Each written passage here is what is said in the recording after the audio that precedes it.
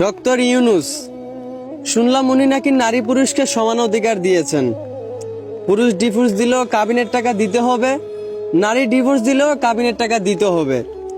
এইটা দেখে আমার কাছে মনে হইতাছে আজকালকার দুনিয়ার মানুষের জ্ঞান আল্লাহর চেয়ে বেশি হয়ে গেছে।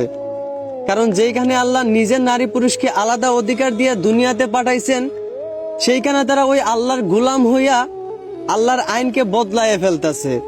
আচ্ছা, একটা উদাহরণ দেই। সারা জীবন দেখে আসছি মানুষ গরু দিয়া জমিনে আল দিছে।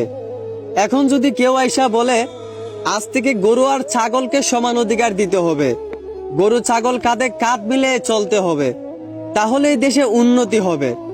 এখন আপনারাই বলেন, গরু আর ছাগল কি কখনোই কাঁধে কাঁধ মিলে চলে জমিতে আল দেওয়া সম্ভব? এতে কি জমিনের মালিকের লাভ হবে? কখনোই না, বরঞ্চ জমিনের মালিকের ক্ষতি হবে। কারণ কখনোই গরু ছাগল কাঁধে কাঁধ মিলিয়ে চলতে পারবে না। কারণ গরুর জায়গা একটা, ছাগলের জায়গা আর একটা।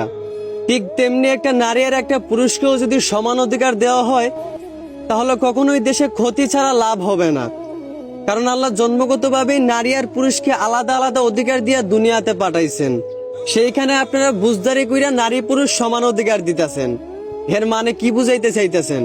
আল্লাহর চেয়ে আপনাদের জ্ঞান বেশি? মনে রাখেন, বেশি বুঝদারি কিন্তু ভালো না।